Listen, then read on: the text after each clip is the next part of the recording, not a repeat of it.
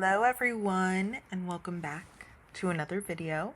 This is your first time here. Hello, my name is The Paid Peach and I am a personal finance and budgeting nerd.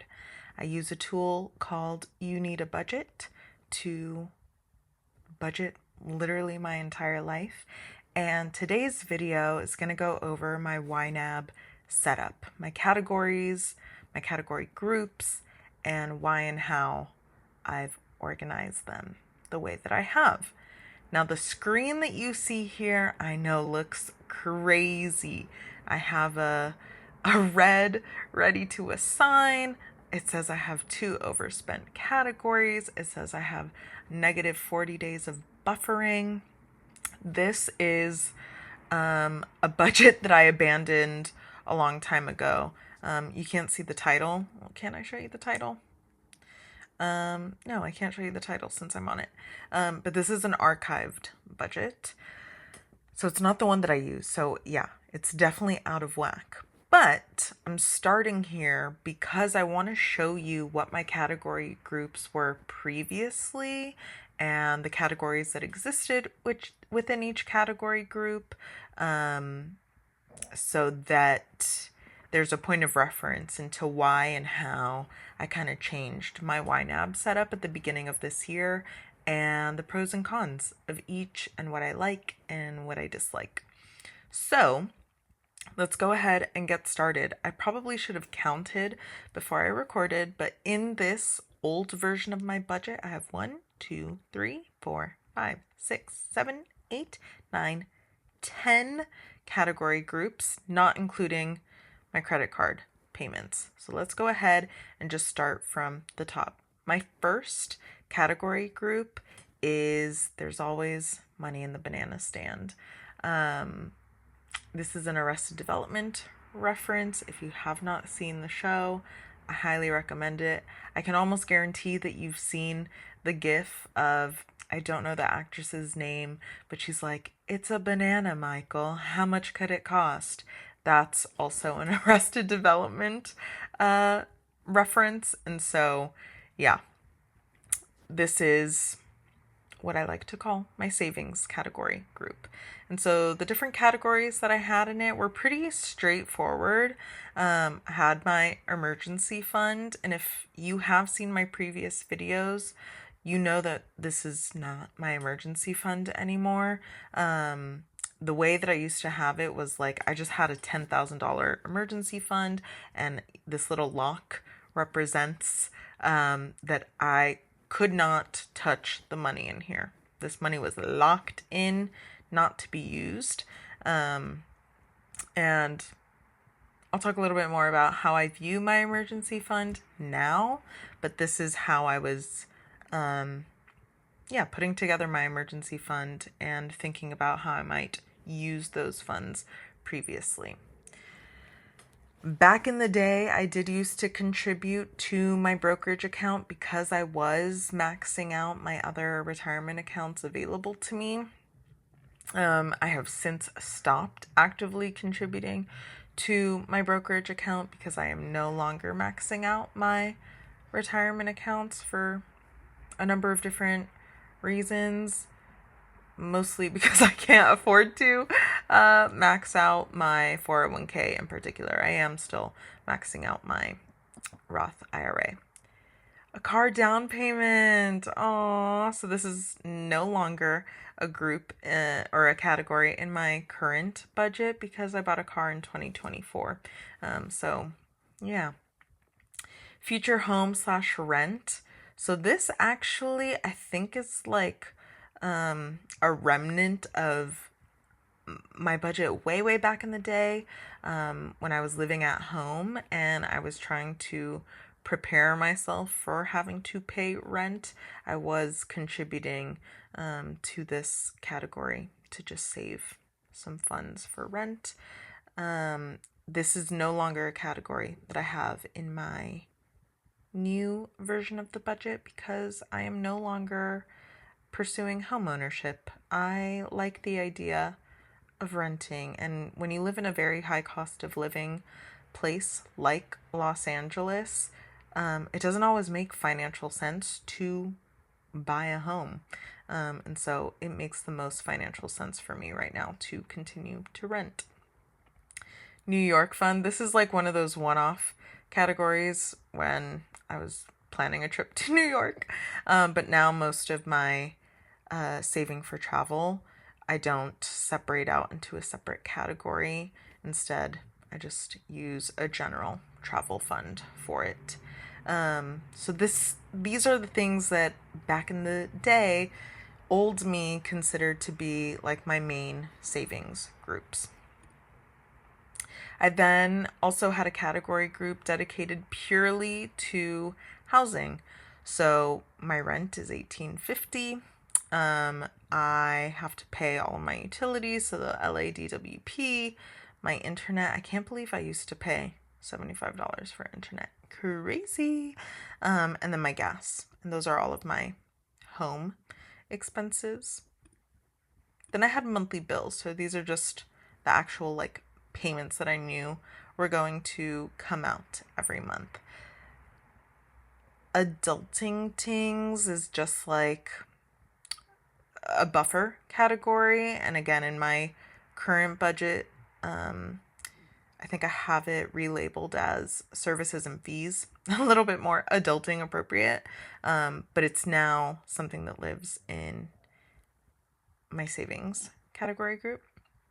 My gym is a monthly expense. My student loan payment was a monthly expense. Spotify, I do pay for Spotify Premium, and I have no regrets. It's absolutely worth being ad-free to me.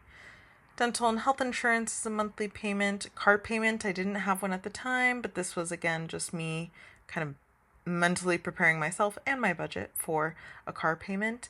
And my Roth IRA I included in my monthly bills because it was something that I was contributing to monthly. And then unexpected expenses is just another buffer category. Next is munchies. So this is purely food related costs. Coffee, dining out, fast food, and groceries. Nothing else to say here.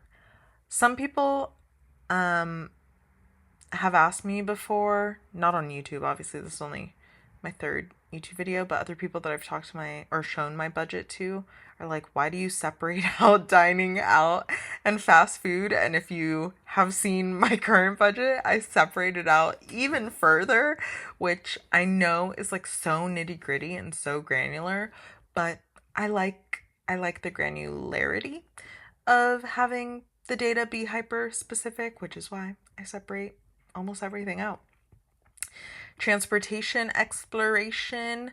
This was just all my car related costs or transportation related costs. Pretty straightforward. Auto maintenance, gas, public transportation and parking, and tires. I had someone recently who I was showing my budget to say like, you don't have an Uber category. I don't take rideshare. I'm either driving places or I'm on the bus or the subway. I don't I don't like doing rideshare. I don't know. It's the same reason that I don't have like delivery. And you'll see in my new budget, I have a takeout category, but I don't have like a food delivery category because I almost never order delivery. Okay, next category group, beautification. This one has so much, but it's basically anything that would fall under the umbrella of self-care or just enhancing the way that I look and feel about myself. So I'm just going to very quickly go through these. Fragrance, clothing, hair care, hair products. The distinction here is hair care is the hair cut, if I'm dyeing my hair, if I'm going in for a hair treatment, whatever, that's hair care. Hair products are things I'm buying for my hair. Makeup, nail polish, personal care, skincare, and toiletries.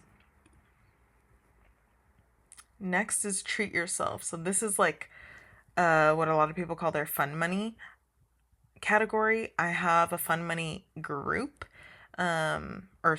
Treat yourself is like my fun money group. but I also have a specific fun money category within it. And so what lives in this treat yourself umbrella is dates, because I am a single lady.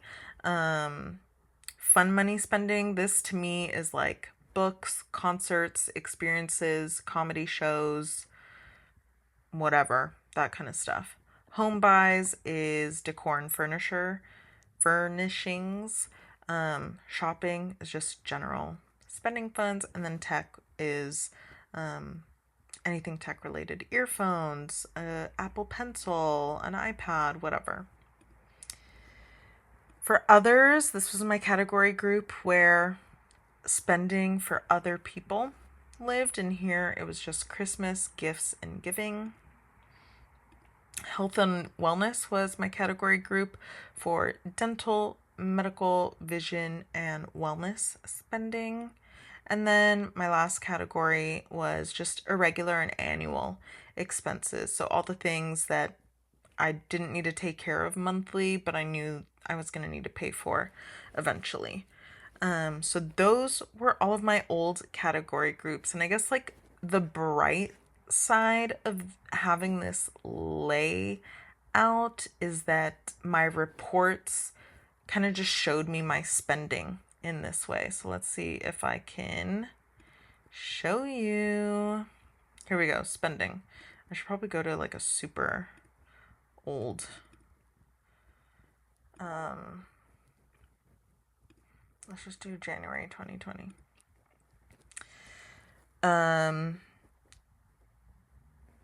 My groups. So I can just, very quickly at a glance see, okay, my monthly bills are the majority of my spending. Then it looks like there was an annual bill that came out here, but then transportation was one of my biggest costs. Food was the next one, beautification, health, and wellness. So nothing like super ridiculous was happening here, thankfully. And if we were to go in, we could see that the biggest expense here was a lump sum payment to my Roth IRA, and just like some other random things. It's important to note that at this time I was living at home. So yeah, that explains that. So that's just, I guess, the reporting view. How do I get back to all categories? I don't know how to work this. Interesting. Oh, all groups. Here we go. Yeah, so, okay, next month. Food was my biggest cost. Then treat yourself. Then my monthly bills. So, yeah, I thought it was, like, nice to being able to see it in this way, just to see what category group I was doing the most spending. So now I'm going to go into my current budget setup, and I have 1, 2, 3, 4, 5, 6, 7 category groups. I'm not going to count Wish Farm because, as you can see, there's nothing in it. It's something that I don't actively fund, but I just like put the things that I either know I need to buy eventually or that I want to buy, like a Ninja Creamy. If you have one, is it worth it? I'm like so tempted to buy one, but I'm probably not going to buy one anytime soon. Okay, so how did I go from 10 category groups to 7 category groups, and why? Let's talk about it. So the first one that I have here is new, and it's for future me. And there's only 2 things that live in here. One is my Roth IRA, and 2 is my month ahead spending. So if you recall in the old budget, my Roth IRA used to live in my monthly bills because if I wasn't paying it in a lump sum like I did in 2020, I was paying it monthly. However, because my Roth IRA is a tracking account and it's money, it appears in my reports as spending.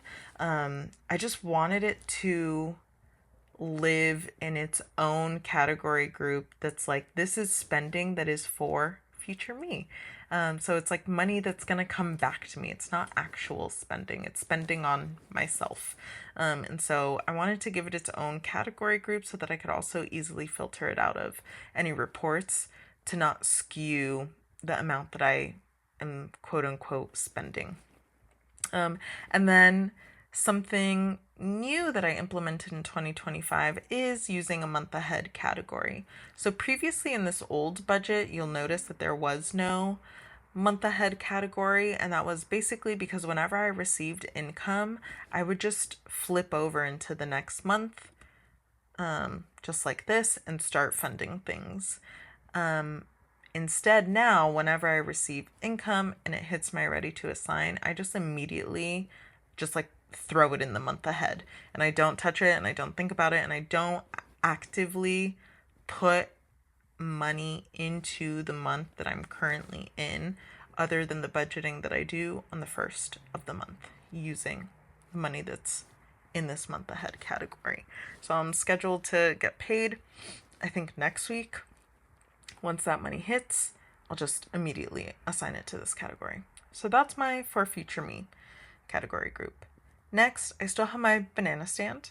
And here you'll see I have a few more categories than I did previously. One is my cash stash. I used to have this as a tracking account, but again, I didn't like that the spending. What am I trying to say? I wanted this to show up as available cash. And there was actually a specific reason that I moved it, but I can't remember what that specific reason was. But anyway, it's in here. And this is the only category that I make sure is aligned with the account itself, and the account being the physical cash that I have under my mattress, metaphorically. So I always make sure that my physical cash number matches the number available in this category group. And you'll notice again that I have these padlocks. Anything with a padlock means do not touch. If I overspend somewhere, these are categories that I should not be taking money from. Next is my emergency fund. So you'll remember that in my previous budget, I was at $10,000 and that was it. It was locked in and I wasn't contributing more, and I wasn't taking money out of it unless it was truly an emergency. Since then, I've just started to view my entire budget as my emergency fund, particularly these like holding categories with a lot of money sitting in it, and also my month ahead fund, right? Like right now there's $4,000 in it, but I'm still going to be receiving 2 paychecks this month that will beef this up significantly. So like this $4,000 that is just sitting here is available to me to use as emergency spending. So hitting a specific number in my emergency fund is no longer as important to me. It might be to you, it's just not my strategy. And I don't think there's a right or wrong way about going about it. I've talked about this before, but I just leave my collision deductible and my comprehensive deductible just sitting pretty. Not going to touch them. New car fund, as I mentioned previously, I just bought a new car, so I'm not funding this. I could hide this. It's just kind of living here. I might put $25 a month or something in it to slowly ramp this up. But this I would probably use just for a down payment. I don't ever see myself buying a new car without financing. If I'm going like to a car dealership and buying a new car, which I've only ever done once in my life, and that was last year. I'm really hoping that this car is going to last me until I die. Okay. Public service loan forgiveness, payments. This, I haven't had to do a payment basically since the pandemic. So, a couple months ago, I was like, you know what? I should probably like take the money that I'm saving from not having a payment and actually save it for when the payments, pick up again. So that's what that is. Services and fees is what I previously had as adulting. And it's just, random expenses that pop up. I did owe taxes last year, so if I were to like pull a report, I think in May or whenever I ended up paying my taxes in April, it was the biggest chunk of spending that month, unfortunately. Tech replacement is a savings category for me because it's just something that I'm saving for, but I don't have a target date or a specific need just yet. Travel, I contribute to regularly because I like to travel as much as I can, and so I always want to make sure that like I have funds available there. And what I want to say about traveling here is that like everyone's different. When I travel, I don't want to stay at a hostel. Like I don't want to travel cheaply. I like traveling and being comfortable and paying for convenience, and that's the kind of traveler that I am. So having this be beefed up is important to me. And then unexpected expenses is just a buffer account. So these are all my savings categories. They're very different than the ones that I had previously, but I still have my beloved banana stand. Okay, and then the biggest difference in this version of how I'm organizing my budget is that my old system was done by like field, food, beautification, treat yourself, transportation, housing, which is not wrong and it's not incorrect. And I liked the reporting to see where I was spending the most money. However, in this new version, what I wanted to focus on in 2025 is where I was putting my money, not necessarily where I was spending my money, but just making sure that like the order of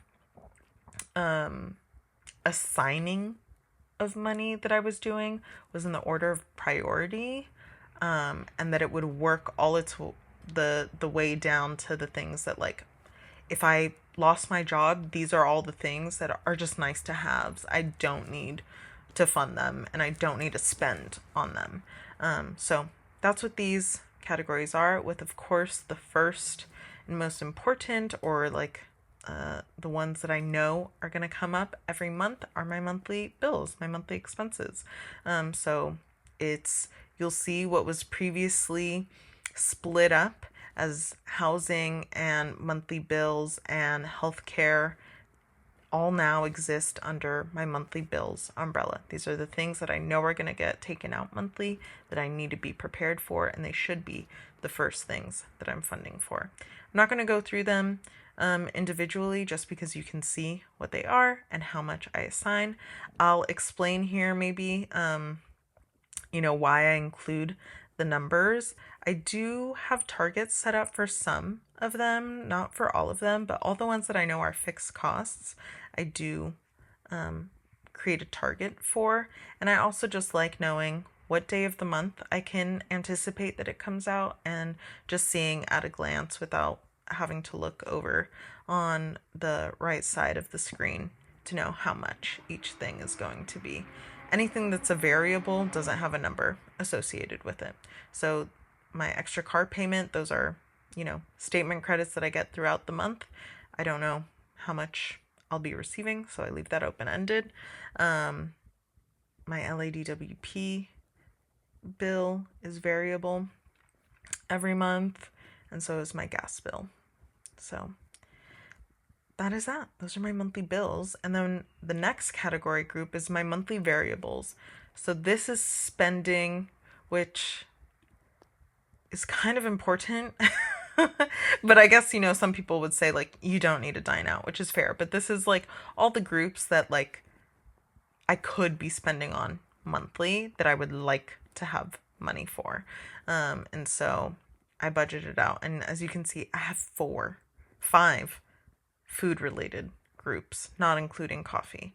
I have dining out. So this is basically just me going out to eat with friends or family, like sitting at a restaurant that hands you a menu and there's a server or something close to it. Basically a sit down place. Fast food, most of my fast food spending, I didn't know if I hovered, you can see the notes. Interesting. Okay, yeah, so fast food, is getting food from a traditional fast food place, but also stuff like 7-Eleven, or if I'm going to a gas station, or little things like that that like are, I guess, more snacky and a fast food would live in here. Takeout is if I'm ordering food and going to pick it up and either eating it by myself or picking up takeout to go eat with friends or whatever. The distinction here is that I'm not sitting at a restaurant eating it, and that usually I'm not getting takeout from a fast food place. Like if I were to go to In-N-Out and take it to go eat with friends, I would do that as fast food, not takeout. This is more like, yeah, just, I don't know, taking food out from a dining out place kind of establishment, I guess. And then work lunch, if I were to buy food while working, to eat while working, it would go in here. Gas is a monthly variable.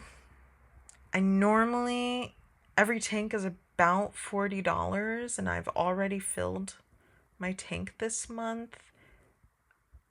I don't anticipate going down here, but I try to have anywhere from $80 to $120 available. And then groceries, super variable.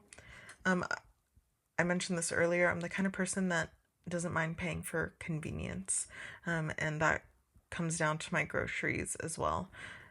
Life hack, if you're interested, something that I've recently started doing is buying those chopped salad kits, and oh my god, they're a lifesaver. They are a lifesaver for someone who's lazy like me but still wants to eat healthily. I love those things. They've honestly changed my life. And so if you've been skeptical about trying the chopped salads, every single flavor that I've had, I've really, really enjoyed. So I highly recommend it. And then just public transportation and parking. I like being able to refill my tap card or just be able to pay for LA's very expensive parking. Okay, next is annual expenses. So these are, again, all the things that I know are going to come up eventually that I like to prepare for in monthly increments. I'm not going to go through each one. You can see them. If you're curious about any of them, let me know. I'm happy to answer any questions. Okay, must-have variables. So these, the distinction between must-have and nice-to-have is like, these are things that I for sure need to have money for. Even if I were to lose my job, like if I were to be jobless and also need a root canal, like I need to have the money saved up to do that. And like, sure, I have my emergency fund to do that, but like, I just want to make sure that I have specific funding. So again, why is my emergency fund not $10,000? It's because all of these fields down here are also technically emergency funds. They're savings for these specific costs. And then my nice to have is a lot of the things that I had in the for others section and the beautification section and the fun money section. So I basically just combined all of that into my nice to haves, and these are my lowest priority categories. These are the things that I don't need to contribute to if things are tight, if I lose my job, if something happens, if an emergency comes up. These are the things where I could just leave this collapsed and not look at it because I don't need to fund it. But you can see, like, it's funded quite a bit because I'm not in that position. But should a situation come up, like, yeah, I don't need to spend $600 to get my hair done, so I'd move that money elsewhere. So I quite frequently do move money from all of these categories around. If I overspend in one category, again, if you saw my first video and I was like, hopefully I don't spend any more money in fragrance. Girl, we're 5 days into the month and I've already overspent. But I easily just pulled money out of one of these other ones. The one that I don't like pulling money out of is my giving category. So maybe I should add a little padlock there because I don't like moving things around from that one. Okay, those are all my YNAB categories. This video turn out to be a lot longer than I was anticipating it to be, but I hope that you found it helpful. As especially if you're a new YNAB user trying to figure out that a system that works for you, it can take some time. This is a system that I used for years. I think probably like 4 or 5 years. This system that I just walked you through is something that I started this year, and I'm really liking it, and it makes a lot of sense for me. Oh, and I guess I never showed you my spending and what that might look like, but this is what it looks like. So now it's broken down by this kind of stuff. Okay, February 2020 is not a good month. October is also not a good month. I would say this is probably a more accurate month to look at. Monthly bills being my largest category groups, then my variables, then my nice to have, then my for future me, and then my must have variables was the smallest.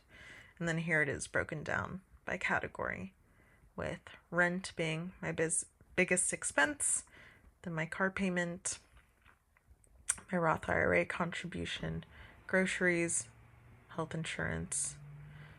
I did a lot of shopping in August. Then a bill, hair stuff, yada yada yada. Then a bunch of, smaller random things. And I just like being able to see it at a glance like this, that my bills do take up a good chunk of my monthly spending because they're my monthly bills. So I hope that that's helpful.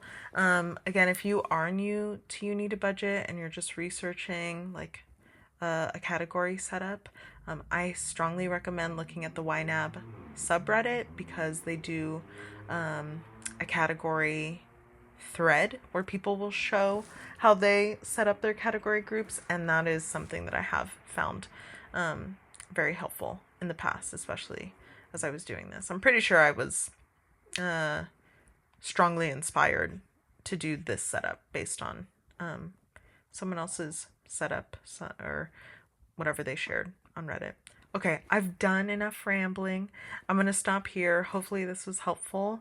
Thank you so much for watching, and I hope to see you in the next video. Toodles.